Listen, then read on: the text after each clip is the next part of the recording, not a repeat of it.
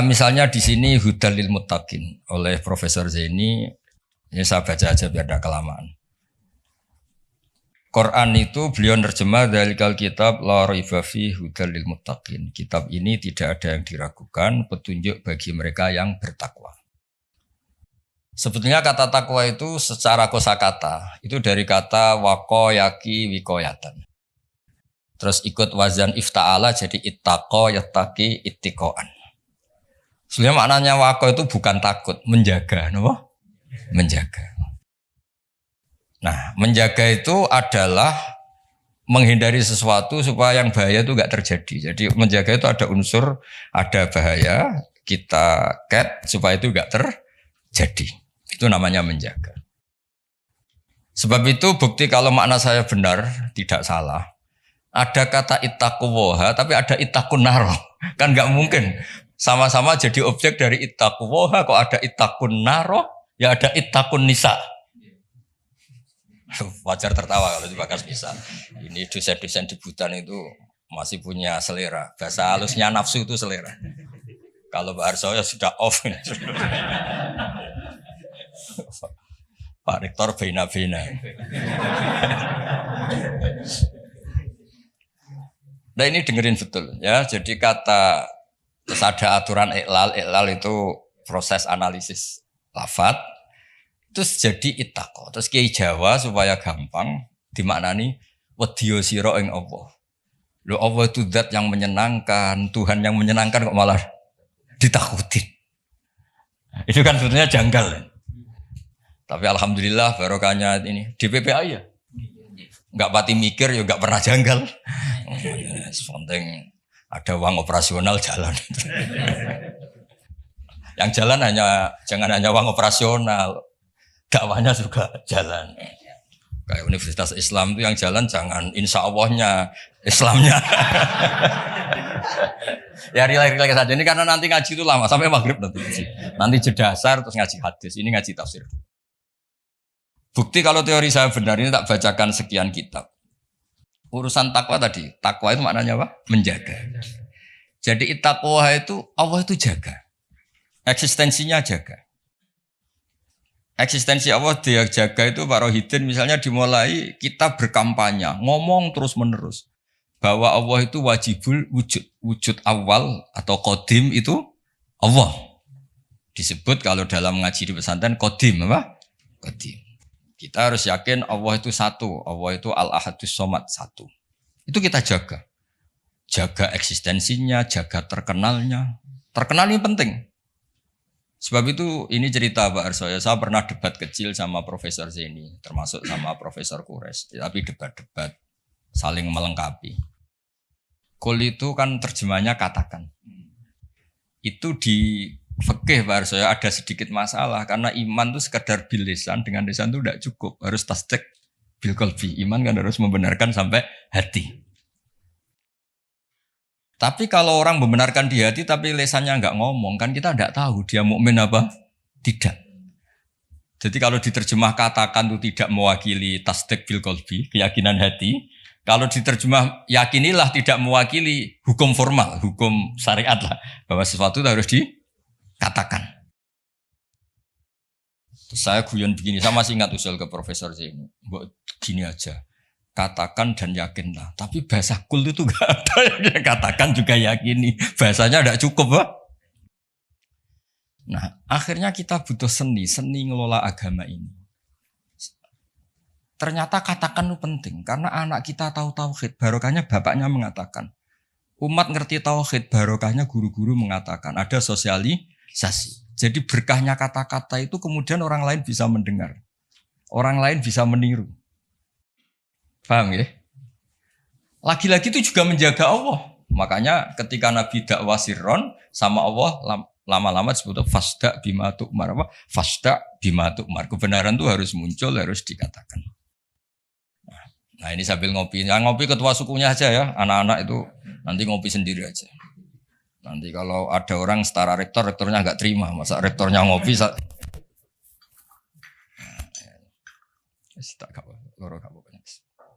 Saya teruskan ya.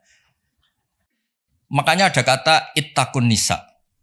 jaga perempuan itu supaya jadi orang baik, jadi objek pelecehan, supaya pendidikannya cukup. Tapi juga ada kata ittaqunar. Ittaqunar itu jaga diri kamu supaya nggak masuk neraka. Juga ada kata ittaqul fitan. Kamu hindari fitnah-fitnah itu, prahara-prahara. Nah, sebab itu ini cerita Pak Arsoyo, kitab yang saya bawa di sini itu kitab kuno, kitab dulu. Itu di sini dijelaskan, ya saya baca ya, nanti otorisasinya ini kayak notulen ini, nanti Pak Fajar sama Pak Sadali ini. LC ini dulu kuliah di sana jauh. Semoga ngaji betul, tidak hanya lihat mumi. Gak usah diterangkan, kamu tuh kok hasut, biasa aja.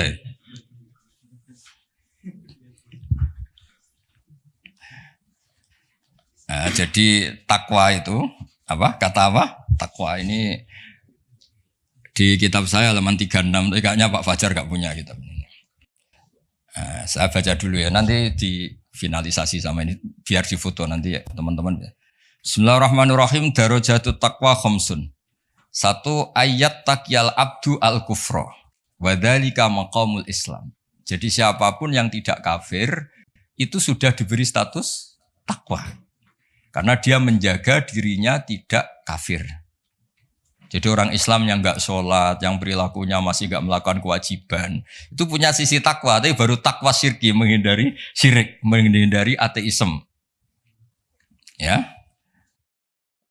Wa dzalika maqamul Islam. Jadi sekedar bersyahadat, belum sholat, belum macam-macam itu juga takwa, tapi baru takwa dari maqam Islam, ya. Baru takwa dari kemusyrikan, dari.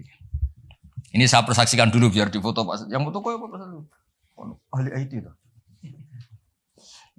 Ini santri saya mulai kecil, tahu-tahu jadi dosen UI. Enggak ngerti-ngerti yang ngelola Islam. Waduh. Terus ketemu dari Taqwa Khamsun ini. Tadi mana? Genam. Ini. Ya nanti kalau ingin referensinya minta tolong Pak Fajar ya, gratis ya. Kalau minta uang haram. Sudah ketemu? Tadi sudah perjanjian saya sama Pak Rektor sama Pak Arsoyo supaya otoritatif. Referensinya apa? Di foto. Nanti teman-teman bisa tanya. Nah, tanya terang pisan jar terus Bu Barno terang. Dan kesannya Islam kamu lebih baik. Terus wa ayat taqyal ma'asiyah wal hurumati wa huwa maqamut taubah. Juga menghindari semua bentuk maksiat. Nah, itu sudah maqamut taubah. Memang dia menghindari hal-hal yang buruk.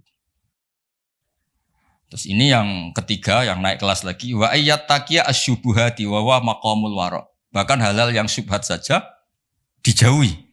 Meskipun enggak banget haram tapi sekedar remang-remang dijauhi. Makanya dulu banyak kiai-kiai itu meskipun pejabat katanya tetap punya pisang, punya ketela yang ditandur sendiri di tanah yang karuan halal milik leluhurnya. Karena itu yang karuan apa? Halal. Kalau uang-uang yang dari macam-macam itu takut biasanya dipakai sarana umum kayak pondok atau jembatan atau apa. Karena takut itu syubhat apa? Misalnya gini Pak Arsoyo, saya ini kan kiai disalami Pak Arsoyo misalnya mau nyalon Bupati Sleman ya Mukhalin misalnya. Itu kan nyalami template saya 10 juta sebenarnya order. Order kalau jadi bupati yang anggap wah Gus Pak doanya mustajab. Kalau ndak kiopo. Artinya uang ini sebenarnya uang kontrak. Kalau langsung saya makan ini saya tahu legowonya itu kalau nyata-nyata jadi. Kalau nggak jadi kan terus menyangsikan. Lah itu kalau orang waroi yang kayak gitu jangan makan. Disedekahkan saja sama fakir miskin karena itu riskan. Itu kan kayak DP. Karena nanti kalau jadi bupati betul nambahi biasanya karena itu dianggap paham ya. Kayak kamu misalnya mahasiswa terus dibiayai calon mertua itu kan bayangan kamu jadi rektor. Ternyata hanya pengurus DPPAI itu nggak mau itu. Itu subhat itu karena nggak sesuai ekspektasi. Halal pas-pasan lah kira-kira gitu. Kayak ini dibiayai orang tuanya, nyongkornya jadi pengurus PBNU atau PP Muhammadiyah, malah tadi mondoknya. Paham ya? Nah, kalau sudah gitu namanya maqamul wara'. Terus ada lagi Pak Arso, makom yang keempat. Wa ayat taqiyal mubahati wa huwa maqamu zuhdi. Sesuatu yang boleh pun kalau itu riskan dihindari. Itu zuhud. Tapi contohnya jangan Pak Fajar, Pak Arso mungkin, kalau Pak Fajar gak mungkin. Misalnya malam-malam lapar, kalau Pak Arso wah marung. Kalau bakulnya cantik nanti lupa istri gimana? Padahal marung itu halal. Tapi ada titik riskan. Makanannya halal. Kalau Pak Fajar ya mangan ngomaro iku wae. Itu mubah pun dihindari karena takut ada masalah. Itu juga takwa. Nah ini yang mungkin ini kelas saya, sampean enggak percaya enggak apa-apa. Yang terakhir tuh wa ayat taqiya khudura ghairillah ala qalbi. Wa huwa maqamul musyahadah. Kelas di mana takut hadirnya selain Allah di hatinya. Jadi misalnya saya punya uang dikasih Pak Arsoyo, misalnya dikasih Pak Fatul Wahid atau dikasih mahasiswa. Enggak kepikiran kalau ini dari makhluk.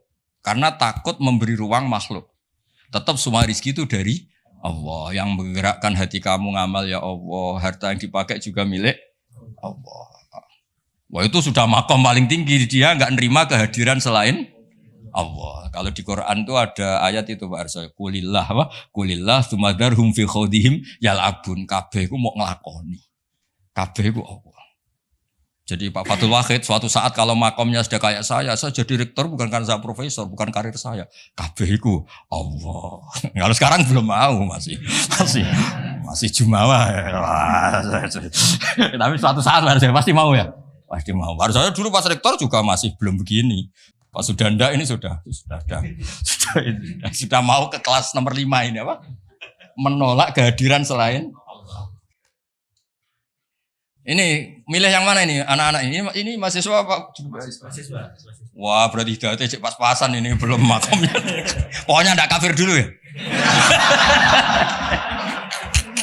Iya Pak Sedili ini pokoknya agak kafir dulu urutannya. Muslim. Tingkat satu ya. Sudah nomor 1 apa tingkat 1? Tingkat 1. Bahasa kerennya nomor 1. Ya, jadi saya pastikan makna saya itu benar, bukan karena saya sombong atau merasa apa-apa, karena ini referensinya jelas. Ini kan makanya saya tadi matur ke Pak Rektor, Pak saya ngaji yang sangat otoritatif. Ya, satu menghargai UII sebagai kampus besar, apalagi pakai label apa?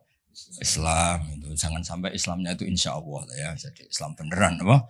Islam beneran. Jadi sehingga di bab ini Pak Arsoyo sampai Nabi ngendikan, tapi bukan berarti menghalalkan seorang, ini hanya ngendikan mangqala la ilaha illallah dakhalal jannah wa in zana wa in saroko. Itu bukan mengesahkan perilaku buruk, itu bukan. Ada wilayah yang tidak terganggu itu karena wilayah iman, makomnya Islam. Saya kalau nyontohkan itu tidak pidana. Tidak pidana gini Pak Arsoyo, ada nyuwun sewu warga Indonesia korupsi atau nyopet atau maling. Masih warga Indonesia enggak? Warga Indonesia, bahkan ketika di penjara pun dia tetap orang. Tapi kalau dia mengurus paspor ganti identitas, ganti warga, KTP-nya diganti, paspor ganti, benar-benar enggak warga Indonesia. Sama. Orang kok merubah status Allah, tidak mengimani. Allah itu sudah ada. Nah, itu berarti merubah status kehambaan dia, merubah status hambaan dia. Nah, itu baru kafir karena dia merubah status kehambaan. Tapi kalau baru salah, nyuwun sewu orang Islam, nyuwun sewu ada yang korupsi, ada yang nakal, ya dia tetap Islam, tapi yang jenis ini, jenis ini. Kalau dalam guyonan bapak saya itu orang Islam loro, ono sing umat Islam, ono Islam sing kumat. Nah ini yang yang nomor 2 itu apa? Islam yang kumat, tapi tetap Islam. Tapi yang jenis apa? Kumat. Kumat itu pilih tak itu agak masalah dengan dirinya. Ya clear ya. Nah, supaya Anda nanti kalau baca kata itu di hadis. Ada lagi bukti teori ini benar. Di surat Ahzab kalau nggak salah itu ada ayat gini. Ada yang hafal Quran enggak ini dari sekian? Hafal separuh-separuh lah. Coba ngaco-ngaco yang lamat-lamat lah. Yang hawasi. Coba ngaco aja lumayan nanti biar cari. Ya. Enggak akan saya tes sudah. Siapa Pak Sadili itu? Loh saya di UI itu lama, saya itu seangkatan Pak Arsoyo loh, khidmah UI itu. Ya di Quran kan ada ayat apa? Tsumma awrasnal kitab alladzina astofaina min ibadina. Pertama yang disebut Allah apa? Faminhum zalimul linafsi. Allah itu unik. Kitab ini Quran tak wariskan sama orang-orang yang saya pilih. Pertama yang disebut Allah, sebagian mereka tapi ya zalim. Ya. Karena tadi ada zalim yang tidak ganggu iman. Ya tadi misalnya nyuwun sewu, ada copet, ada maling, ada orang-orang yang berbuat buruk. Dalam keyakinan madzhab Ahlussunnah wal Jamaah dia tetap mukmin karena tidak merubah status, apa? Tidak merubah. Kayak tadi orang copet, orang maling, tetap Indonesia enggak? Tetap karena masih ngakui warga negara apa? Ya, tapi kalau dia sudah merubah KTP-nya, paspornya dan benci Indonesia, namanya sudah enggak warga. Nah, kira-kira kafir itu kayak gitu. Dia merubah status dia hamba, jumawa, angkuh, enggak ngaku eksistensi Allah. Itu disebut mulhid atau mungkir. Itu sudah, meskipun dia enggak pernah melakukan dosa-dosa besar, tetap saja enggak muslim kan? Ya, jadi clear ya. Jadi maknanya takwa sebenarnya maknanya apa? Menjaga. Makanya nanti maknanya proporsional. Misalnya ada kata ittaqun nisa, jaga perempuan supaya tidak jadi objek orang-orang nakal, supaya tidak berpikiran nakal, tidak berperilaku nakal. Ittaqun nar juga sama, jaga supaya kamu gak kena api. Nah, kalau Allah ini kan agak unik. Allah itu zat yang menarik, yang mahbub, yang kita cintai. Kemudian disuruh takutlah pada Allah. Masa Allah ketemu Allah takut, malah kita disuruh fafirru ilallah, mendekat ke Allah kok malah. Nah, takutnya apa? Jangan melakukan sesuatu yang bikin Allah murka. Nah, clear ya. Terus kedua menyangkut asbabun nuzul. Ya ini yang mulai tambah menarik ini ya satu-satu. Asbabun nuzul itu begini. Quran itu punya kata-kata Barsoyo, kata-kata yang umum. Dan itu kalau difahami umum bahaya sekali. Maka dibutuhkan analisis yang bernama asbabin nuzul. Misalnya di Quran ada ayat fa'enama tuwallu fasamma wajhuwa. Qulillahil masyiru wal maghrib misalnya. Itu kalau kita enggak ngerti asbabin nuzul, kamu di mana saja yang penting itu menghadap. Makanya pernah ada aliran salat 4 rakaat 4 arah. Alasannya Allah itu ada di ya itu. Nah, seperti itu harus otoritatif. Kita harus ngaji kitab namanya Asbabin Nuzul. Nanti tak tunjukkan kitabnya Pak Fajar. Jadi lafadz yang umum atau frasa atau qodiyah kalau dalam bahasa santri itu tetap harus dianalisis pakai Asbabin Nuzul. Misalnya tadi fa'ina matuwallu fasamma wajhu. Ada ayat lagi yang lebih ekstrim. Dan itu melahirkan satu kecelakaan sejarah. Dulu ada ajudannya Umar. Sayyidina Umar punya ajudan namanya Qudamah. Dia solehnya minta ampun. Tapi kalau mau wiridan tuh ngefly dulu. Karena nanti lebih kuat. Nyabu dulu. Terus nyabu wiridan. Terus wiridan nyabu lagi. Wiridan lagi. Dan itu korban memahami ayat. Laisa alal ladina amanu wa amilus solihat. Junahun fima to'imu. Tidak masalah orang-orang yang takwa. Apapun yang dimakan. Atas setelah itu takwa lagi. Terus dia... Nah itu kan ayat umum yang seakan-akan maknanya itu boleh.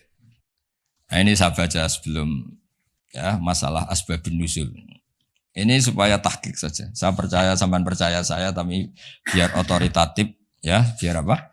Otoritatif karena ini ngaji sama ya sama orang yang ya tadilah sama Islam beneran ini sama bukan Universitas Islam apa?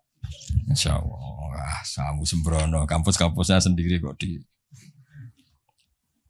Istilahnya ikutnya partai itu asbabun nuzul apa? Asbabun nuzul itu masih awal di sini masih awal.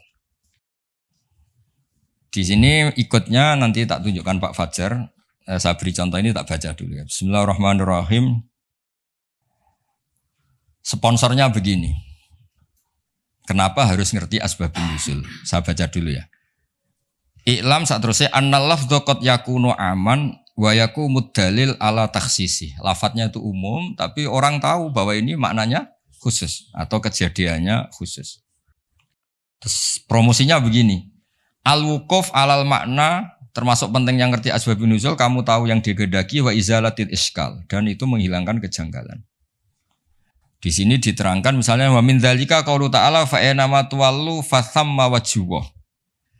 Fa inna law tarokna wa madlulal lafdzi laqtata annal musalliya la yajibu ali istiqbalul qiblah safaron wala hadaron wa huwa khilaful ijma'.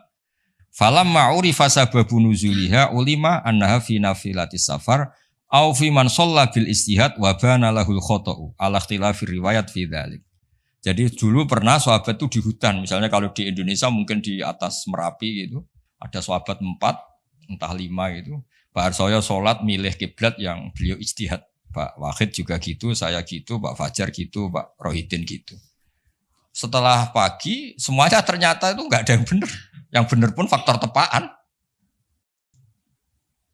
Nah, ternyata karena itu ijtihad yang salah dan sudah berusaha ngerti kiblat, dan Allah akhirnya maklumi, ya sudah tidak apa-apa, tidak usah ada, niat kamu juga menghadap kiblat. Nah, fa'ina matuwal itu konteksnya itu, konteksnya itu. Kamu di mana saja menghadap, di situ ada ridho Allah. Jadi tidak ada hubungannya dengan pembolehan orang tanpa apa? Kiblat. Atau kedua, fi nafilatis safar. Nafilatis safar itu kalau orang punya hobi sholat. Ini yang nggak kebayang bagi kamu-kamu itu. Muka-muka kayak kamu itu nggak kebayang. Nabi itu saking senengnya sholat. Ketika naik unta pun itu ya sholat. Dan nanti kiblatnya ngikuti arah unta atau arah perjalanan. Tapi gak kebayang tuh kalau satu bareng gak kebayang. Sholat subuh aja disiram air istrinya. Di kampus ngurusi Islam di rumah. Wah. Ngurusi istri aja gak bisa. Ya, jadi seperti itu penentunya adalah asbabin nuzul apa? Penentunya adalah asbabin nuzul. Jadi misalnya di terjemah itu begini. Ya, apa tadi? Fa'ena matwallu fathamma wajhu. Itu kan kesannya tadi. Kesannya itu kayak kita bebas gitu apa? Kayak kita apa? Bebas. Nah, tapi ternyata yang dikehendaki itu adalah kiblat dalam konteks orang tersesat atau orang yang di safar. Ya, jelas ya. Jadi ini terus saya baca di kitabnya ini. Fa'ena matwallu fathamma wajhu. Itu konteksnya hanya itu saja. Konteksnya nafilatis safar, Nabi saking senengnya sholat itu adalah sampai ketika naik unta pun inginnya sholat. Tapi untuk sunat tuh ya, jangan untuk fardu ya. Kalau untuk fardu sebagian ulama rata-rata bilang itu iadah. Kalau untuk apa? Fardu. Terus atau orang bingung. Makanya di kitab fikih itu ada bab begini Pak Fajar. Al istihad la yunqadu bil istihad. Itu termasuk contohnya itu ada orang, satu orang sholat 4 rakaat dengan 4 arah. Jadi adalah sekarang kepikirannya sana kiblat. Rakaat kedua rubah sana sampai dijajal semua. Karena dia berusaha menemukan kiblat, Allah ngapresiasi. Sholatnya itu dianggap sah. Karena dia sudah berusaha mencari kiblat. Nah, ayat-ayat seperti itu konteksnya adalah masalah asbabin nuzul. Bukan punya makna umum yang terus orang bebas tanpa apa? Kiblat ya, yang bukan berarti orang terus bebas tanpa apa? Kiblat. Ya, clear ya? Biar sampean ngerti. Nah, begitu juga seterusnya ada ayat Harsoyo inna sofal marwata min sya'airillah. Itu kan terusannya itu agak ekstrim. Kamu yakin enggak sa'i di sofa marwah itu wajib apa sunat? Wajib kan? Bahkan rukun. Tapi redaksinya Quran itu saya mencari di terjemah ini Fajar di ayat Baqarah 158. Nah, biar orisinil. Baqarahnya 158. Sofa dan marwah termasuk syiarnya Allah. Terus Allah ngendikannya itu agak ringan. Maka kalau kamu kaji, kalau sa'i ya enggak apa-apa. Kalimatnya fala junah itu enggak apa-apa. Kesannya kan bisa ya, bisa tidak. Sudah ketemu. Udah. Kegiatan. Gimana itu? Sesungguhnya Sofa dan Marwah adalah termasuk sebagian syiar Allah. Maka barang siapa yang berhaji atau umroh, tidak ada salah baginya untuk bersa'i di antara keduanya. Tidak bersalah kan? Padahal hukumnya sa'i itu sekedar tidak bersalah apa harus? Ya. Terus yang fa'ena matwalu terjemah 115 itu, baca terjemah. Aku mau suhu kok mau terjemah. 115 atau yang pakai nama tua lu satu mau. Kamu ya gak apa-apa sadari gak nganggur ya. walillahil masyriqu wal maghrib fa aina ma tawallu fasamma wajhullah. Sadili itu nama mursyid Toriko terkenal, Madzhab Sadilian. Tapi enggak ini. Ya kan Toriko Sadilian terkenal. Jadinya gini itu enggak tahu. Artinya milik Allah timur dan barat, kemana saja kamu menghadap wajah, disitulah Allah ada. Sungguh Allah maha luas dan maha mengetahui. Udah terjemahnya bawa aja, nanti tak tunjuk. Ayatnya tenang aja, enggak usah nyari kamu tanya. Tak kon golek ayatnya nganti sesuk urip meneh mati sesuk mari meneh ora ketemu. Jelas ya, kalau menurut terjemah itu kan riskan bahwa orang bisa berpaham sholat itu kemana saja kan. Nah kalau fala junah itu kasusnya gini. Memang awalnya kasus, makanya saya tidak bilang asbabil wurud, tapi memang asbabil kasus. Dulu di antara rahasia kenapa sih Nabi itu 16 bulan, kila 17 bulan. Pokoknya terpaut satu, kalau enggak 16, 17. Di semua riwayat ahli hadis. Saya ulang lagi, di semua riwayat Nabi itu disuruh Allah itu menghadap ke Baitul Maqdis, Baitul Muqaddas yang di Palestina itu. Karena itu kiblat Ibrahim, di situ ada sokhroh yang dulu dipakai Mi'raj. Itu sirinya, rahasianya. Kalau tadi Pak Rektor bilang asror tadi, rahasianya adalah di seputar Ka'bah itu ada 360 arca berhala. Sehingga Nabi kalau menghadap Ka'bah mau tidak mau otomatis juga menghadap berhala. Nah, di Safa dan Marwah kan dekat Ka'bah. Itu ada arca atau berhala namanya Isaf dan Nailah. Ya namanya siapa? Isaf dan Nailah. Berhalanya namanya Isaf dan Nailah, bukan Sadali dan Fajar, ingat loh. Isaf dan Nailah. Ya ini relax saja biar. Nah, ketika Islam datang dan tidak membolehkan yang berbau gituan, itu terus mereka, ya Rasulullah kita ini mau tidak mau harus sa'i karena kita ini umrah atau haji, tapi harus melewati Isaf dan Nailah. Itu gimana? Apa dibatalkan saja kewajibannya? Ya, pertanyaannya itu apa dibatalkan saja? Karena harus melewati dua berhala tadi. Terus Allah menurunkan ayat, ya sudahlah ngitung yang hak saja. Yang hak adalah bahwa Safa dan Marwah faktanya adalah termasuk syiarnya Allah. Jadi ngitung itu hak. Maka kalau di situ terpaksa ada Isaf dan Nailah, nggak apa-apa. Maksudnya nggak apa-apa itu nggak menggugurkan kewajiban saya. Nggak apa-apa itu maksudnya diabaikan, apa? Ya. Diabaikan itu. Yang diabaikan berhalanya. Berhalanya. Ya ibarat gini, ini cerita. Mungkin para sahabat nggak pernah dengar karena ngaji sama kiai NU baru tenanan sekarang. Kiai pesantren maksudnya, bukan kiai NU, kiai pesantren. Dulu itu ada kiai khusyuk. Dulu kan masih banyak orang khusyuk. Kalau sekarang kayaknya susah. Itu gak mau haji karena ngerti kalau di pesawat itu mesti ketemu pramugari cantik. Udah cantik ya gitulah, menarik. Takut betul kalau orang khusyuk ini kan, kalau kamu gak kebayang takut kan. Sampai beliau itu hampir fatwa, gak mewajibkan haji. Beliau meyakini, wah kalau haji Gus lewat bank ya transaksinya gini. Nanti di pesawat ketemu orang-orang cantik, wah itu haram gini. Oh, gaji-gajinan orang Jawa itu gak merasa gaji-gajinan gitu. Karena dianggap itu manek, penghalang status wajib atau penghalang hukum wajib. Akhirnya ketemu banyak kiai, terus diingatkan, termasuk pakai takbir ini, inna sofal marwata min syairillah. Jadi dulu itu pernah ada haram itu diabaikan tadi, demi kebaikan haram itu diabaikan. Artinya meskipun di pesawat ada pramugari, kalau mau haji ya haji aja. Yang nggak boleh yang godanya itu, kalau hajinya ya dong ya.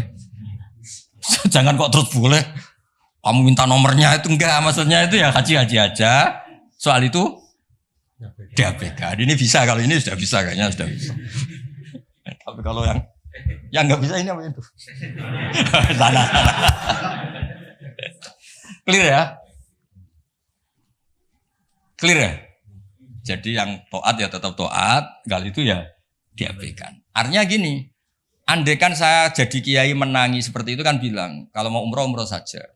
Tapi itu gue harus ketemu perempuan-perempuan cantik gini. Yaitu diabaikan saja, tidak ganggu kewajibannya. Nah sama, ya kira-kira gitu. Jadi fala junaha itu tidak apa-apa. Sudahlah tetap sa'i saja, abaikan yang tadi. Jangan terus itu mengubah kewajiban. Kalau itu pakai gitu ya tidak ada orang kuliah. anak perempuan mau kuliah di UI, dosennya Pak Fajar, Pak Sadali. Kayaknya masih riskan gitu. Wah, gak ada orang nuntut ilmu kan? Terus Pak Sadali juga gak mau ngajar di mahasiswi. Karena gak mau ngajar, wah riskan. Soalnya pas-pasan saja. Nah, kalau saya bilang gak apa-apa, maknanya diabaikan, tidak melakukan maknanya. Oh. Ya clear ya, itu penemunya atau penentunya juga mengenali asbabin nusul. Saya baca ya. Wa min dalika qaulu ta'ala inna sofal marwata min sya'airillah fa inna dhahira lafdhiya la yaqtadi anna sa'ya fardun. Ya, kalau melihat secara lafaz kan sa'i itu berarti tidak fardu kan Allah hanya bilang tidak apa-apa. Nah, terus walhasil wa qadrat Aisyatu ala Urwah fi fahmi dzalik bisa babi nuzuliya. Wa huwa anna sahabata ta'assamu dari kata asima ya. Asima itu dosa ya. Ikut wazan tafa'ala jadi ta'assama apa? Ta'assama itu merasa dosa ya. Anna sahabata ta'assamu binasai bainahuma li'annahu min amalil jahiliyah karena pernah ada tadi isab dan ayat. Foto sih. Tak tudono ben ra kesuwen. Ana sahabat atas. Ya nanti nagih Pak siapa? Fajar sama Pak Sadili sama Pak Nanang yang ngurusi apa? Islam. Ngurusi Islam di UII bukan di sini. Di sini saya yang ngurusi.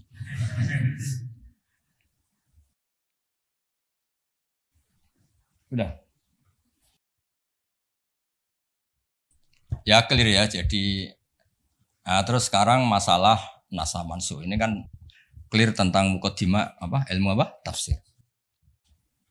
Nasa mansuh itu kelihatan datar tapi itu urgen sekali karena agama sebagai aturan ya atau solusi mau tidak mau kan bersentuhan dengan hukum sosial yang tidak akidah. Saya tadi sudah matur Pak Arsoyo, agama yang tidak akidah itu kan bersentuhan dengan hukum sosial. Kalau yang akidah jelas Allah itu satu, la ilaha illallah wahdahu la syarikalah kalau sosial. Saking bersentuhan dengan sosialnya itu Pak Fathul Wahid. Imam Syafi'i itu punya istiadat begini Pak Arsul. Ketika Nabi misalnya sedekah atau zakat pakai kurma atau pakai susu kering misalnya. Sedekah atau zakat. Atau dulu ngamal pakai dinar. Pakai apa? Dinar. Itu langsung dianalisis kutil balad. Pokoknya makanan pokok zakat itu ngambil makanan pokok. Berarti di Indonesia pakai apa? Beras. Ketika Nabi sedekah pakai dinar langsung dianalisis pakai saman yaitu alat tukar atau uang yang sah. Jadi kamu tidak usah memaksakan mentang-mentang anut sunat Rasul terus kamu makan kurma terus bisa mencret. Terus mentang-mentang sunat Rasul saya tidak pernah sedekah karena sekarang nggak ada dinar. Nabi kan sedekahnya pakai dinar. Medit ya alasan. Kalau mau kikir saja tidak usah punya alasan. Lama-lama Pak Arza gak jadi wakaf tanah. Karena Nabi gak pernah wakaf tanah di Sleman. Wakafnya di Mekah. Oh ini kan tanahnya di Sleman. Lama-lama ada orang gak sholat. Nabi sholatnya kan di Mekah. Kita kan di Indonesia. Bisa rusak semua kalau ya pakai mersiskan sunnah Rasul. Itu ada analisis. Nah, itu juga yang menjadikan kenapa harus ada ulama usul fikih. Orang yang bisa nganalisis. Apa bisa? Misalnya begini, saya beri contoh di bab haji. Nabi itu domisili di Medina, karena di Medina itu melewati Dal Khulaifah yang sekarang disebut Bir Ali. Maka mikotnya Nabi ya dari Bir Ali. Tapi kalau orang Yaman ya dari Yalamlam. Atau orang Indonesia rata-rata terbang lewat Yalamlam. Mungkin orang tertentu di kawasan Jirona ya Jirona. Ada yang dari Tanim, ada yang dari Juhfa. Jangan mentang-mentang kamu orang Indonesia ikut sunnah Rasul terus memaksakan dari Indonesia di atas Yalamlam mohon niat apa? Ikhram. Enggak, saya nanti aja dari Birali. Nabi kan dari lama-lama enggak ada orang berani tempat di Sleman. Nabi kan hidupnya di Medina kok. Sleman. Hadisnya mana? Nanti panjang. Analisis itu penting supaya orang itu proporsional. Apa orang itu? Itu juga bagian dari ulumul Quran. Ulumul Quran. Sehingga kalau kamu nuruti persis, misalnya begini, saya pernah ditanya. Ini saya, Pak Arsoyo, Pak Fathul Wahid, kalau naik Innova atau naik mobil, kan mesti dungo wis soleh lah, jadi tak alani mesti mergo wis soleh, nang kowe lali numpak terus untuk gratis mangkat kabeh. Kalau yang soleh-soleh gini itu kan kalau naik ya subhanalladzi sakhkhara lana hadza wa ma kunna lahu muqrinin wa inna ila rabbina munqalibun. Itu jelas di Quran tuh wal khaila wal bighala wal hamir. Wal khaila wal bighala hamir. Jelas yang dicontohkan di situ ya kendaraan itu ya unta, khimar, kuda. Dan karena yang dikendarai itu hewan, dulu Allah bayangkan juga litas tahu ala duhuri, kamu naik di punggung hewan itu, sumatazkuru ni'mata rabbikum idastawaitum alaihi wa taqulu subhanalladzi sakhkhara lana hadza. Terus kamu sekarang naik pesawat, naik Innova. Ini kan tidak kuda. Ini kan tidak unta. Jadi gak usah doa itu, karena doa itu untuk apa? Naik kuda atau unta. Ya kacau semua kalau gitu. Makanya dibutuhkan ilmu namanya usul fikih. Usul fikih itu kira-kira analisis. Yang dilakukan Nabi itu jenis ubudiyah makhdoh sehingga nggak bisa dinego. Atau jenis produk sosial. Atau jenis, nah kalau produk sosial ya tadi sudah musyawarah sama Pak Arsa tadi ya kontekstual atau apa kondisional namanya produk apa. Nanti lama-lama gini, pakai mic jangan, Nabi dulu nggak pernah pakai mic. Bid'ah itu. Panjang nanti ceritanya panjang. Ya jadi seperti sekarang kembali ke nasab mansuh. Kenapa saya terangkan ini dulu? Karena begini, ada ayat yang berlawanan 180 derajat sekalipun.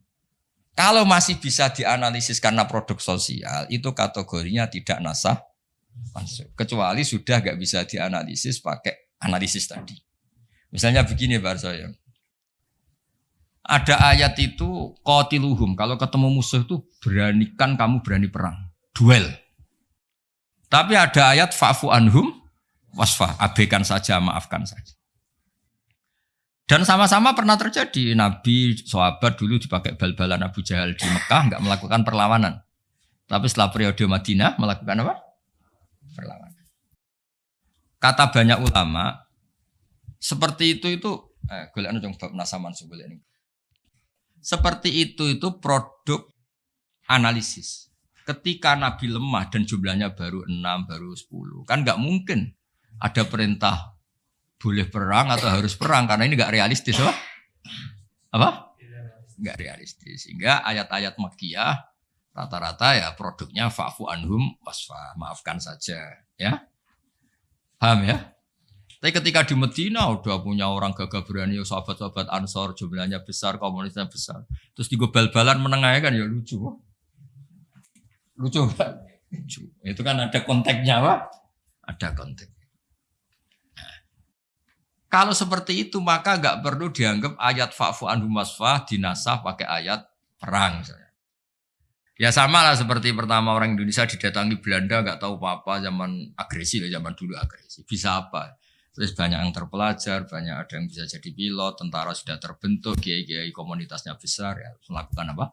Perlawanan. Tapi nggak perlu kamu katakan perlawanan itu satu hal yang harus karena ini Belanda penjajah. Lah era sekarang peradaban begini kan yang ada kerjasama kan. Tapi dulu karena mereka datangnya musuhi, ya kan itu kan urusan kondisi ya. Ya kondisional nggak bisa disamaratakan ya.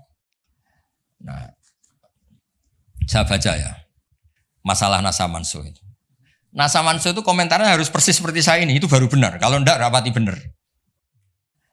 Ayat yang berlawanan tadi, jika konteksnya itu bisa dianalisis kondisional, maka masalahnya bukan nasa mansuh itu ralat hukum. Nah, kalau yang enggak kondisional kayak tadi, Nabi pernah menghadap Baitul Maqdis terus dipindah ke Ka'bah. Sampai sekarang ya harus Ka'bah. Dulu iddah ketika orang ditinggal mati suaminya pernah iddah itu 1 tahun. Wasiyatan li azwajihim mata'an ilal hauli ghaira ikhraj. Berarti pernah iddah berapa? Setelah itu dinasah yatarabbas nabi anfusihinna arba'ata asyuri wa asyra. Jadi 4 bulan 10 hari. Nah, itu nasaman soal karena enggak bisa dianalisis secara apa? Sosial. Ini kalau baca ya, yang bisa dianalisis secara sosial. Asalisu ma umira bihi li sababin summa yazulu sababu. Kal amri khinad du'fi atau khinad du'fi wal qillati bisabri wasafhi. Summa nusikha bi ijabil kital. Wa hadza fil haqiqati laisa naskhon. Apa laisa naskhon? Karena bisa dianalisis asal usulnya. Nah ini biar difoto itu apa ini? Mulai ini ma umira li sababin ini. Foto dulu nanti biar ada yang tanya.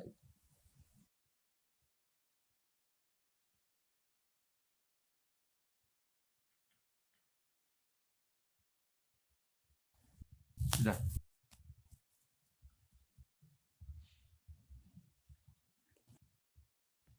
Nah, sehingga kiai-kiai Jawa ketika meskipun ngaji Jalalain, ngaji kitab Jalalain, tafsir Jalalain, kan sering ada ayat misalnya lakum dinukum waliyadin, kadang sebagian dikomentari mansukhun fi ayatis saf atau fi ayatil kital.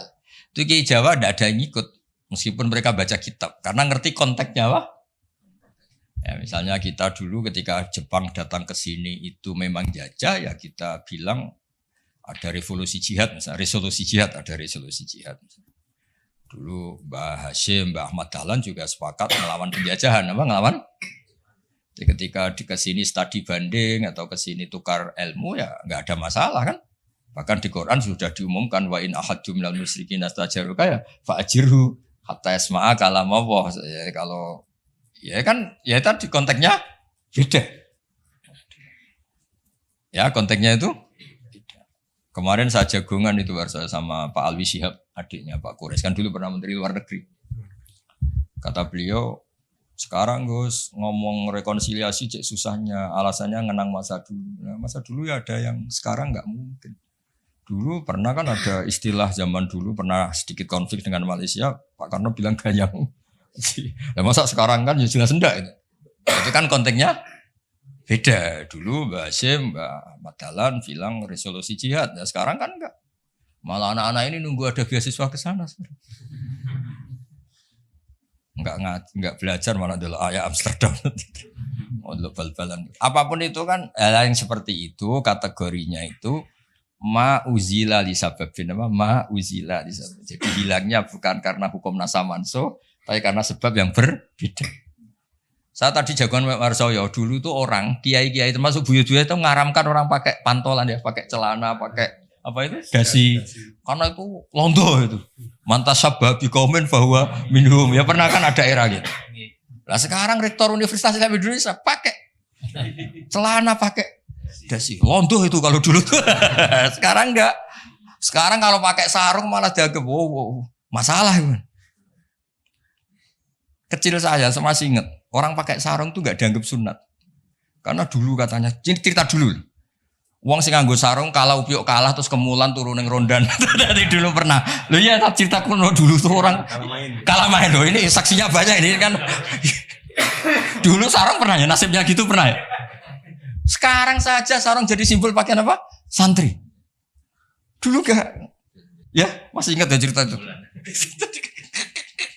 Upyuk kemulan semain kalah kemulan tidur dia mah cakro. Ya terus jangan bilang oh ini sarung simbol orang kalah apa main kalah judi gitu. Jangan, sekarang konteksnya beda. Nah itu gak perlu kamu analisis pakai nasa. Maksudnya kalau suatu saat Anda baca ayat yang konteks maknanya kok beda sama sekali, enggak langsung boleh dianalisis itu nasa mansuh. Bisa saja konteksnya beda. Ya kira-kira gitu harusnya. Jadi di sini redaksinya ma'umiro bihi li sababin summa yazulus sabab. Saya contohkan tapi Pak Fajar enggak usah tersinggung. Misalnya kenapa sih Nabi itu banyak yang poligami? Orang di nikah Nabi itu bangga. Mertuanya ya bangga, iparnya ya bangga. Umatnya ya bangga. Saya tak tahu yang kamu nikah itu bangga apa enggak poligami. Sehingga dulu namanya Juwairiyah itu dulu ketangkep ketika perang. Itu orang Bani Mustalik itu bencinya sak pole sama Nabi. Kelompoknya Nabi juga benci sama Bani Mustalik. Setelah Juwairiyah itu dinikah Nabi, semua tawanan sahabat yang di Bani Mustalik dilepas. Asharu Rasulillah, ini keluarga besan. Yang sahabat juga ngelepas Bani Mustalik karena keluarga Bunyainah cara sekarang itu keluarga besar. Nah, maksud saya cerita saja, ada usaha itu gak usah cerita. Cerita aja cerita, maksudnya cerita. Kalau kamu poligami itu kira-kira istri kamu, mertua kamu, ipar kamu bangga apa? Nek. Maksud saya bukan masalah boleh tidaknya, kalau bolehnya boleh lelaki itu boleh nikah berapa? 4. Loh bukan berarti. Gak maksudnya kalau kamu merasa sunat-sunat banget itu perlu dipertanyakan di bolehnya boleh, tapi kalau merasa apa? Sunah-sunah banget itu konteksnya itu dong ya. Sudah usah diterusin, itu banyak yang nggak siap. Inginnya yang di belakang tuh kalau boleh aja gue nggak usah catatan kan gitu. Ya sudah, pokoknya ini ngaji rileks ya. Sekarang ini masih ada waktu 30 menit. Sekarang tentang mukjizat, karena ini yang paling panjang itu tentang apa? Mukjizat. Saya sengaja saya letakkan di akhir. Saya baca takbir orisinilnya dari hadis Rasulullah SAW di Shahihul Bukhari. Ya, saya ulang lagi di kitab Shahihul Bukhari.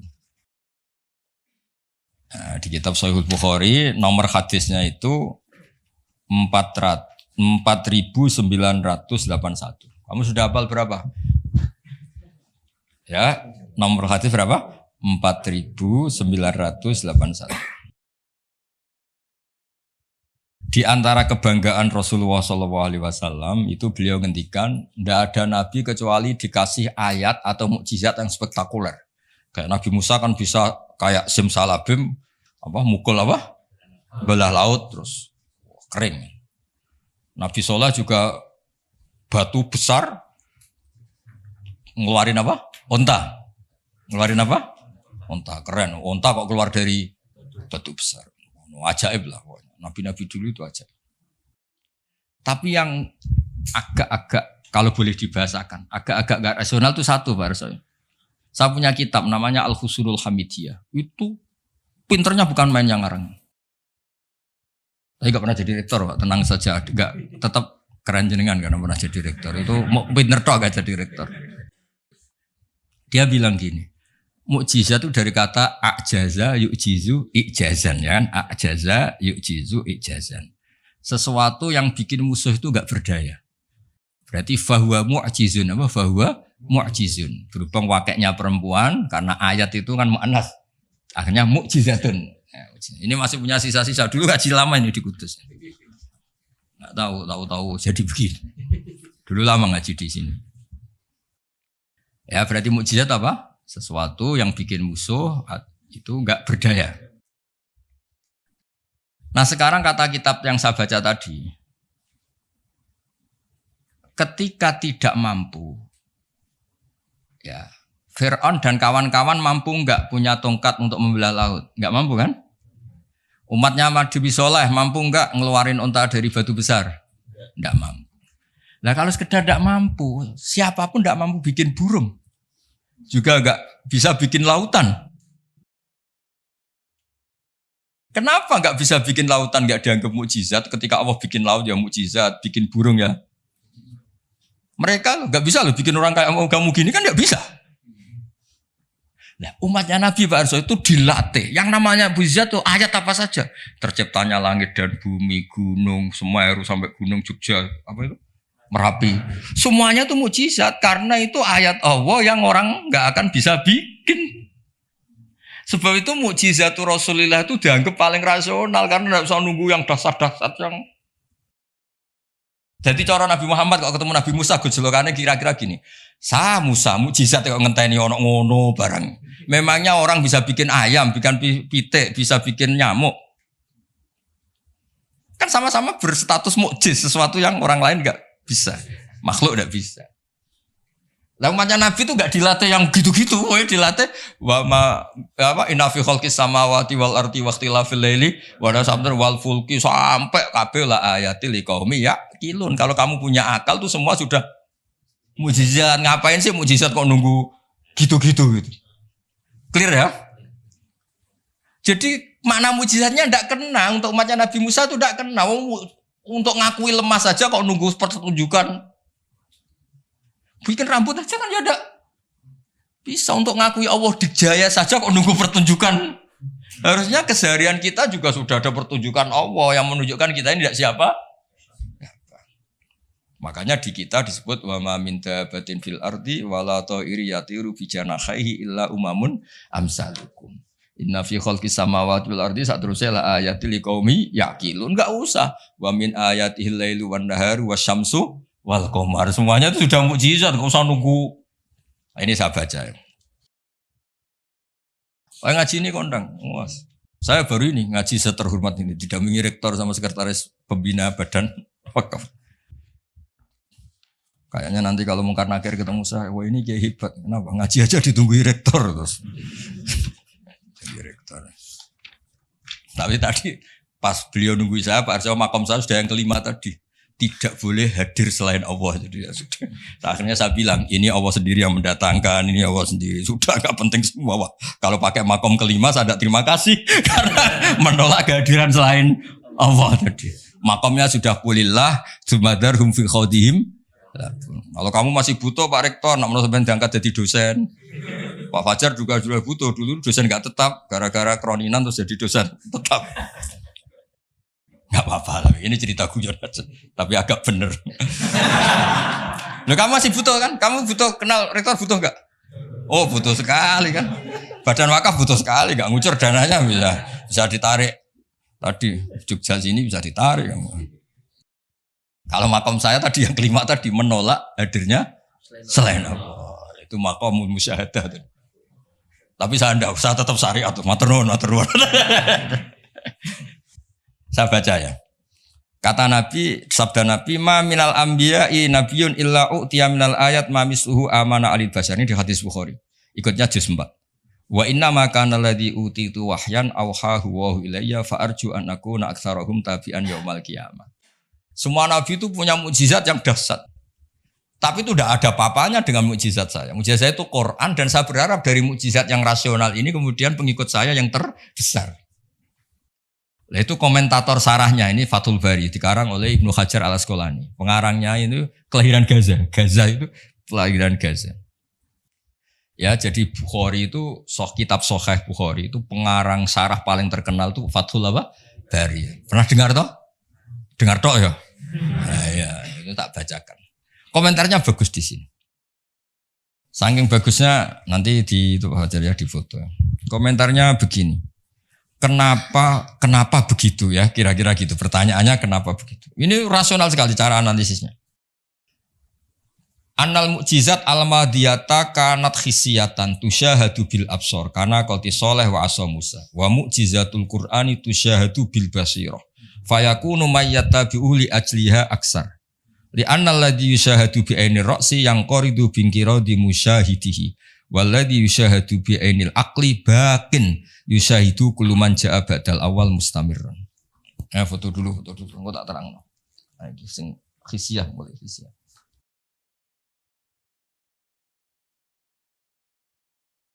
Yang mulai ini annal mukjizat al-madiyah kana khisiyatan. Ya nanti jeda asar terus yang ngopi-ngopi dulu ya kira-kira jeda setengah jam atau jam habis itu ngaji apa? Hadis. Sesuai namanya tafaqquh tafsir apa? Hadis. Ketuanya kamu apa, Pak? Kamu ketua ya, Pak? Saya biasa ganteng tangan. Apa? Divisi dakwah. Ini mau kamu Islamkan. Sudah Islam. Rono Sadili. Itu kali Imam Sadili masih sugeng, namanya dicatat gak terima. Imam Sadili itu ganteng, kaya, alim. Itu Imam Sadili. Terus jadi torekoh apa? Sadili ya. Yang ganteng, alim, kaya. Budak dosen gini ndak kaya raya jadi Imam Sadili. Gak punya atasan. Ini atasannya banyak. Sama Pak Nanang aja kalah. Nanang kalah sama Pak Fatwa. Allah itu kalah sama badan wakaf. Ribet dunia. Yang benar saya itu langsung kulillah. Udah mentok kan saya. Udah khatam itu. Begini logikanya. Misalnya gini. Nabi Musa itu Nabi top punya mukjizat tongkat. Tongkatnya satu lagi. Misalnya dipakai Pak Fathul Wahid tidak bisa tak pakai saya. Dipakai ini tidak bisa dipakai itu. Karena hanya satu. Itu pun gak ada jaminan kalau yang pakai kamu itu mandi. Tongkatnya bisa balik loh. Oh, dulu yang pakai Nabi ini kamu apa ini? Ya kan? Tapi kalau mukjizat Quran, logika yang dibangun itu terus menerus. Misalnya begini, saya nyontohkan pekerjaan dan saya bosan. Ini dengerin betul. Allah itu ketika ngeritik sesuatu yang tidak nyata disebut batil. Batil itu beda dengan maksiat. Maksiat itu perilaku sosial yang salah. Tapi kalau batil itu sesuatu yang enggak nyata, apa? Misalnya gini, orang nyembah makhluk, nyembah Namrud atau Fir'aun. Mentuhankan Fir'aun itu sesuatu yang enggak nyata. Yang benar Fir'aun itu manusia bisa mati dan nyatanya mati. Berhala Lata Uzza itu patung. Patung itu Tuhan apa batu? Batu. Quran bilang gini.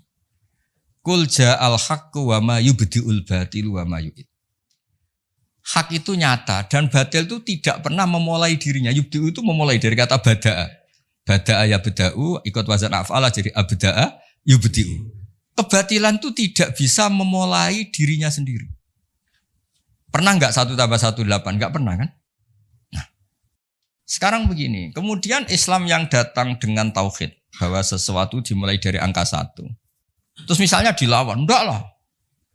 Yang pertama itu angka 2. Yang pertama itu angka 3. Yang pertama angka 4. Nyari pasarnya enggak bisa. Pasar akal sehat enggak bisa. Sesuatu kok dimulai dari 4, dari 3, dari 2 itu nyarinya enggak ketemu apa? Karena barang batil atau tidak hak itu enggak pernah nyata. Makanya saya pernah ketika diminta Pak Arsoyo tausiah lah. Saya di Badan Wakaf saya pernah cerita Imam Amudi itu guru matematika. Ketika beliau meninggal, murid-muridnya janggal. Ini guru saya masuk surga enggak karena guru matematika. Kayak kamu janggal ini Pak Rektor ini masuk surga enggak karena penggawaian itu jedasinan celananan. Tapi ternyata semua itu demi apa? Islam. Ternyata Imam Amudi pas di alam roh itu, kamu nggak harus percaya cerita ini, bisa aja kamu nggak percaya. Gak penting maknanya, gak penting ceritanya, gak penting. Tapi sama Allah sama siapa takbirnya? Ya Amudi istadilla bi wahdaniyati bi khadrati mal. Istadilla ala wahdaniyati bi khadrati malaikat. Karena malaikat itu udah komplain. Ternyata malaikat yang komplain kita itu banyak. Malaikat ini ada di beberapa hadis. Ya Allah, apa ada orang yang imannya itu ngalahkan kita? Jawabnya Allah, ada manusia. Allah udah bilang ustadz, manusia. Manusia mukmin ya kamu termasuk. Kok bisa ya? Malaikat selalu tanya, kok bisa? Kalau kita iman kan langsung melihat surga, neraka, aras. Jadi kalau kartu iman kita pasti lebih valid karena menyaksikan langsung. Nah, manusia kan enggak. Di dunia kan macam-macam. Ada dangdutan, ada macam-macam. Tapi ternyata imannya enggak tergoyahkan. Ternyata apa? Logika yang dibangun Imam Amudi itu. Coba kamu terangkan kenapa manusia yang di dunia seiman itu kalau saya ini satu. Jawab Imam Amudi gampang. Beliau nulis. Angka setelah 2, 3 sampai 1 miliar 1 triliun. Nisbatu dzalika ilal wahid nisbatul far'i ilal asli. Angka itu 2, 1 miliar 1 triliun. Dibandingkan angka 1 semuanya tetap cabang. Yang pokok itu 1. Keyakinan itu kan gak terbantahkan oleh Anda. Dan gak bisa digoyang kan. Mbok kon urip melarat, baulet tetap nak tauhid itu harga mati. Ya enggak. Akhirnya malaikat manduk-manduk. Cara Jawa mandek man imannya manusia gak tergoyahkan. Karena logikanya pakem. Bahwa angka 2, 3 ila mala nihayatallah sampai tidak terbatas. Nisbatu dzalika ilal wahid nisbatul far'i ilal asli. Kemudian setelah itu Imam Amudi gambar Pak Arso. Gambar sekenanya aja bisa gambar gedung, gambar rumah, gambar mobil. Gambar apapun juga dimulai dari min nuqtah wahidah, dari satu titik. Gambar itu baik, besar, elek, apik tetap dimulai dari satu titik. Nah, makanya Quran dimulai dari bismillah sebagai isyarat semuanya dimulai dari nuqtatil wujud yaitu Allah Subhanahu wa ta'ala. Nah, mukjizat ini yang dimiliki umatnya Rasulullah sallallahu alaihi wasallam. Misalnya kita bela Nabi itu poligami atau orang-orang soleh poligami. Belanya gampang karena pakai rasional. Ngerumat orang satu apa? Ngerumat perempuan satu hukumnya apa? Baik kan? Ngerumat yang baik loh maksudnya bukan ngerumat tak. Ngerumat perempuan satu yang baik hukumnya apa? Baik. Kalau 2 lebih baik, logika loh, udah usah dipraktekkan. Ini kan cerita orang baik, bukan cerita kamu, bukan. Orang baik, ngerumat perempuan satu baik. Jadi apa? Baik. Ngerumat 2? Nah, sekarang tinggal waliannya. Kamu satu saja kamu terlantarkan. Melantarkan orang satu. Dosa. Orang 2? Lebih dosa. Itu kan. Jadi meskipun Anda tidak berani poligami, membela bahwa kenapa sih nabi-nabi dulu poligami, gampang logik. Ya gitu. Tapi harus kamu praktekkan. Kamu gak orang baik gitu maksud saya. Tapi untuk membela secara rasional tuh gampang. Ya orang baik ngerawat orang satu. Baik. Ngerawat orang 2. Dah ya. Sekarang yang kamu menerantarkan orang satu dosa, dua lebih dosa. Jelas ya? Jadi makanya agama ini dibela sama Allah dengan status liqaumi yaqilun, liqaumi yatafakkarun. Enggak usah pertunjukan kayak mujizat tadi, intinya agama ini enggak perlu pertunjukan Nabi Muhammad terus ngomong. Lah kalau gitu kasihan kiai-kiai yang sekarang. Misalnya, saya percaya kalau kamu ketua DPI asal bisa terbang ke Mekah. Ya repot kalau. Saya percaya kamu rektor Universitas Islam asal bisa Gunung Semeru kamu pindah, Merapi kamu taklukkan. Wah ya repot kalau ukurannya gitu-gitu terus ya. Cukup ukurannya pakai hukum sosial. Hukum sosial itu piye? Alladzina yunfikuna fis-sarra wa dharra. Ketika kita longgar ya mudah sedekah, ketika susah pun mudah sedekah. Rumus yang kedua apa? Termasuk wal kadhiminal ghaidh. Coba sistem sosial itu yang menyelamatkan itu satu, wal kadhiminal ghaidh. Kalau emosi itu dikendalikan. Coba andaikan Pak Waktu Wahid ketika jadi dosen, kalau emosi nabrak mahasiswa, kalau emosi nendang mahasiswa, enggak akan jadi rektor, di penjara. Berarti yang menyelamatkan karirnya apa? Wal kadhiminal ghaidh. Sebagian hadis nerangkan apa? La taghdab faradadamira dan faqala. Pak Arso juga sama, andaikan beliau dulu ketika sekedar dosen dan nampari mahasiswa, enggak akan pernah jadi rektor. Sudah di penjara. Saya jadi kiai meskipun kata orang banyak salim terus nuabuk ikon langsung gagal jadi kiai. Artinya apa? Rumus sosial Quran dimulai yang penting kumpul sosial itu dermawan, yunfikuna fis-sarra wa dharra. Terus hukum sosial lagi wal kadhiminal ghaidh. Kalau kecewa itu mudah memaafkan, bisa nyimpen wal afina. Coba semua tidak perceraian ya barokahnya wal afin mudah memaafkan. Kalau semua orang ngungkit-ngungkit yang enggak penting-penting masalah semua kan satu Indonesia. Aslinya gini, Islam tuh ngatur peradaban tuh logis aja. Saya kalau nyontohkan gini, kamu di Jakarta, merantau di Jakarta atau di Thailand atau di mana saja, dan Anda melakukan sama teman kamu yang kamu cari zaman berteman itu, kenangan kamu sebagai yunfikun, orang yang memberi, al yadul ulya khairum al yadis sufla. Mampir ku pede. Misalnya ku itu konco jenis Parmin di Jakarta atau di Thailand. Ketika kamu kenal di Kudus, kamu sering ngamal, kalau kecewa ya tidak main tampar. Kamu mampir pede ndak? Pede. Coba kalau kebalikannya, ketika Parmin di sini kamu tamparin, setelah itu kamu kikir, mau mampir itu gak ada pede. Ternyata aturan pede juga diatur. Ketika Quran memulai cerita orang baik apa? Alladzina yunfikun. Yunfikun itu yang melakukan infak. Hubungannya dengan orang lain itu kalau bisa memberi. Kalau enggak bisa, ya paling tidak ganggu. Makanya Nabi ngendikan izzat fima indanas yuhibbakan nas. Kalau kamu enggak tukang ganggu harta orang lain pasti disenangi manusia. Kamu didolani teman yang enggak akan pinjam motor kamu, mobil kamu kan tenang. Tapi kalau orang yang pelanggan minjem, waduh.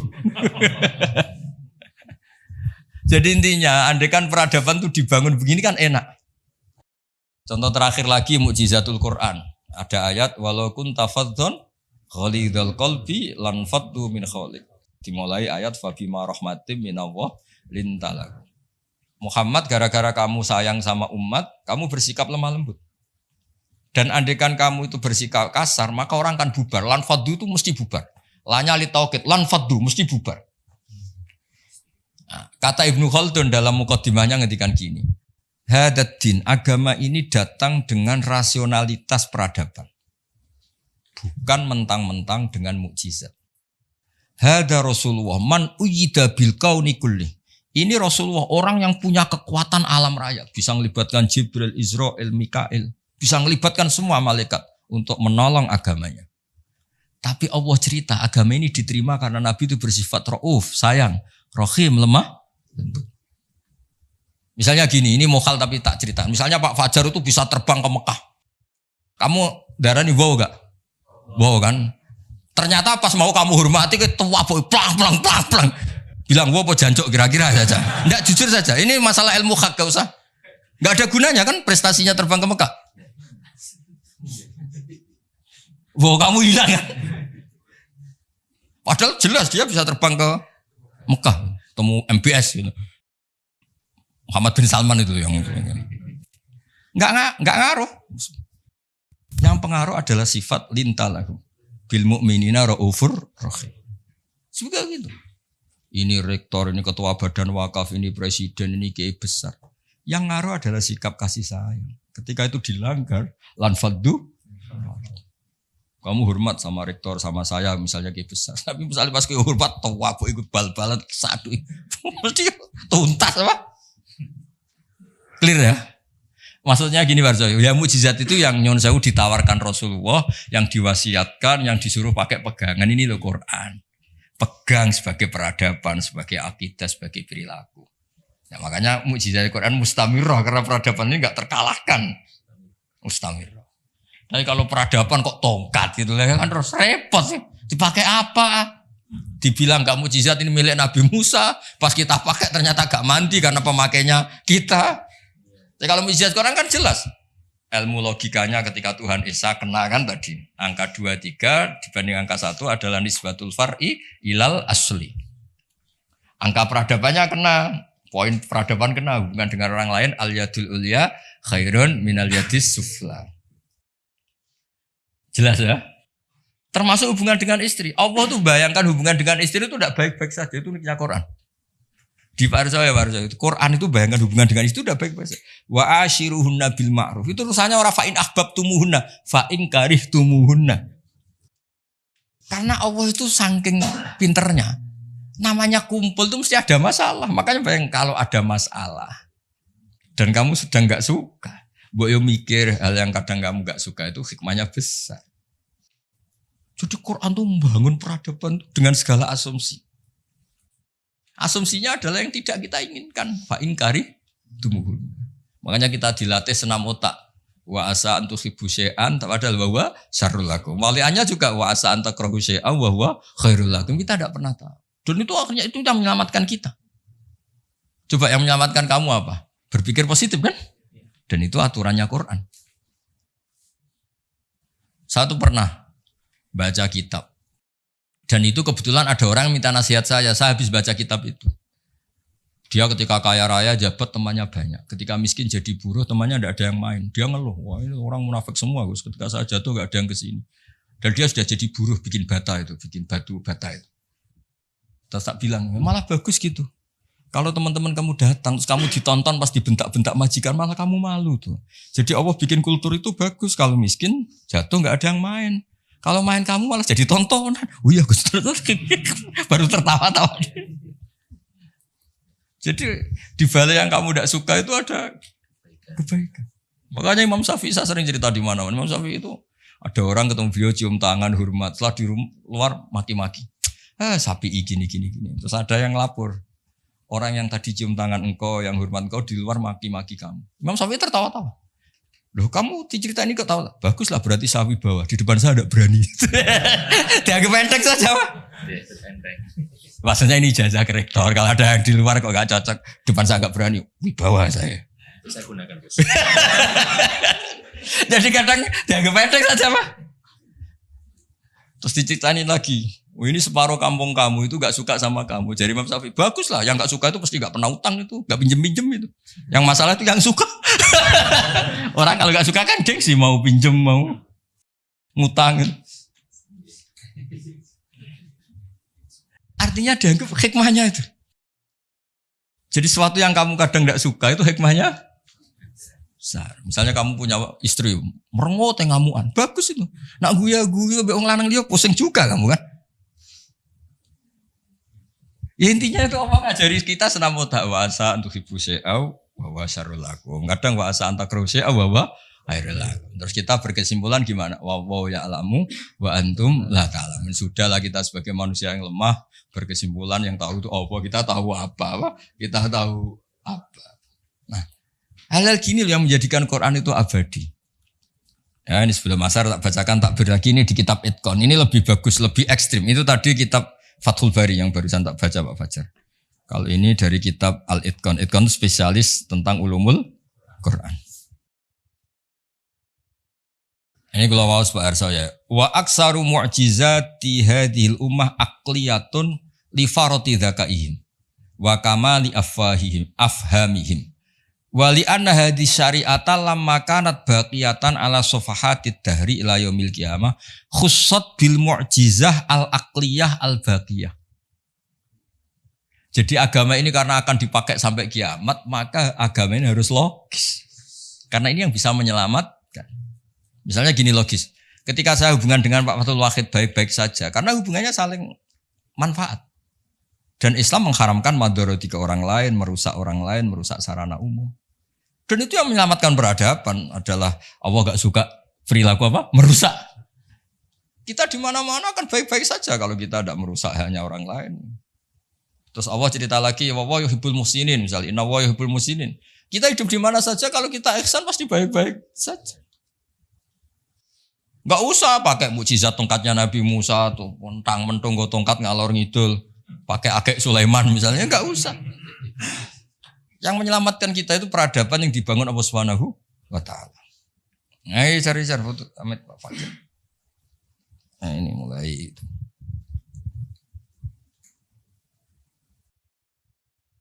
Itu kitab Edkon itu.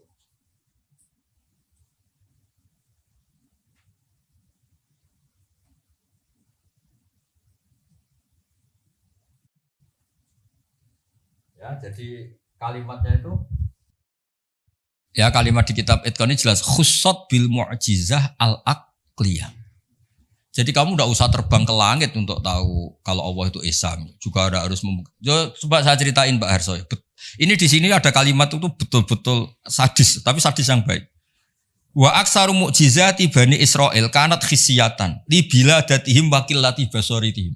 Dasar bodoh, mukjizat agak wow, itu gak ngandel. Misalnya contoh barang gini. Andai kan Anda jadi Nabi Musa, Anda akan ya jadi rektor aja agak susah apalagi jadi Nabi Musa. Nabi Musa itu pernah debat Pak Arso sama Fir'aun. Pertama debat itu lucu, Nabi Musa kan disuruh Allah datang ke Fir'aun. Terus dia cerita, Fir'aun kamu itu harus nyembah Allah, Allah itu Rabbul Alamin. Kata Fir'aun, Tuhan kamu itu siapa kalau gitu? Ya Rabbul Alamin, Rabbus Samawati wal Ardi yang nuhani langit dan bumi. Dari Fir'aun gini, terus manggil Haman, Haman itu ajudannya. Jangan dibahasakan arsiteknya, nanti tersinggung ini yang arsitek. Sebenarnya Haman itu kan arsitektur. Iya kan? Enggak usah. Jangan terus arsitektur berarti jabatannya apa? Jangan. Ini arsitektur yang Islami ini. Kata Fir'aun. Ini contoh bahwa akal dengan dasar itu menang akal. Saya ulang lagi, akal dengan dasar itu menang akal. Kata Fir'aun gini. Saya jalan-jalan kemana-mana setahu saya yang dituhankan saya. Karena dia pakai contoh fisik. Khisyah itu fisik yang bisa diindra. Ma'alim tulakum min ilahin huiri. Saya jalan kemana-mana ternyata yang jadi Tuhan itu saya.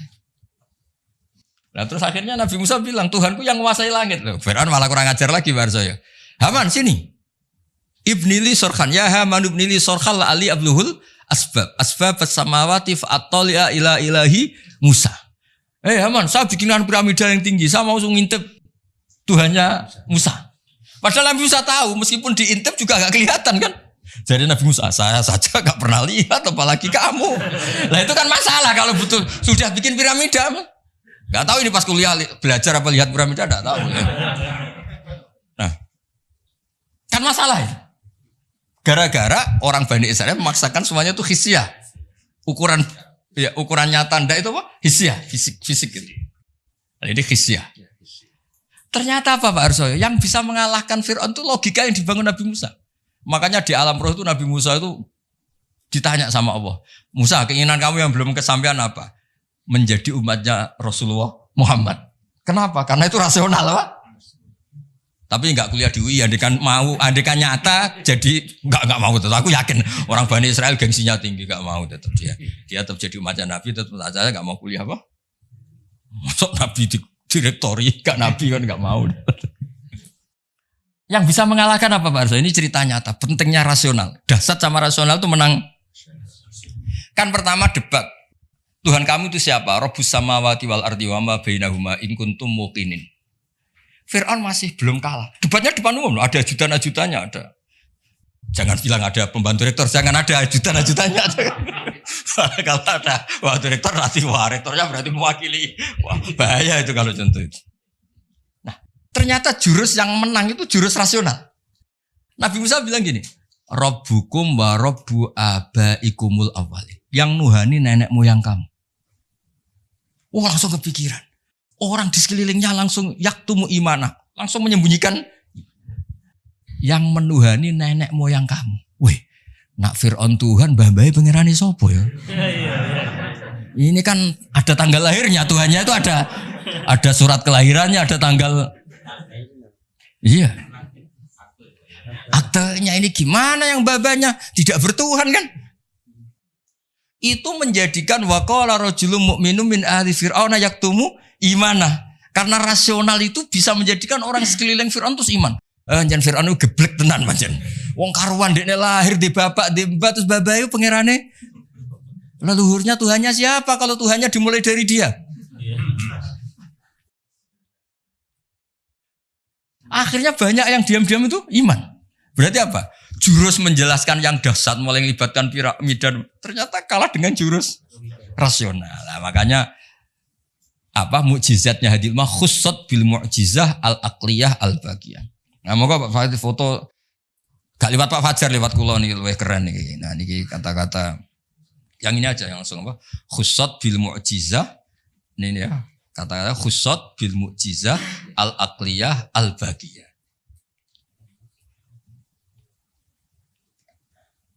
Dah. Ah ya lengkap. Ini kitabnya kitab-kitab judulnya di foto ini Fathul Bari sama.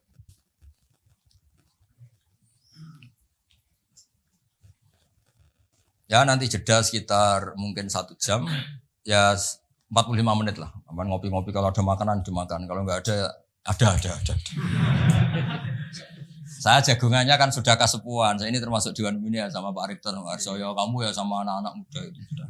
Lah Pak Fajari Bainahuma bisa ke sana. Bainahuma itu kalau di Quran la ilaha illa wa la ilaha illa. Tahu-tahu itu jenis apa itu?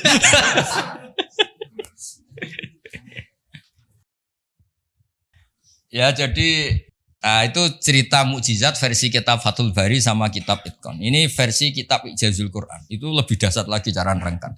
Ini yang ngarang Abu Bakar Al-Bagilani. Ini mbah gurunya Imam Ghazali. Imam Ghazali itu punya guru namanya Imamul Haromen. Itu punya guru lagi namanya Abu Bakar Al-Bagilani. Itu beliau ngendikan begini Pak Arsoy. Muqaddimahnya gini. Innama yujibul ihtimama attama bima'rifati i'jazil Qur'an anna nubuwata nabiyina alaihi salam buniyat ala hadhil mu'jizah. Jadi kenabian Nabi Muhammad itu adalah dibangun atas mukjizat Quran.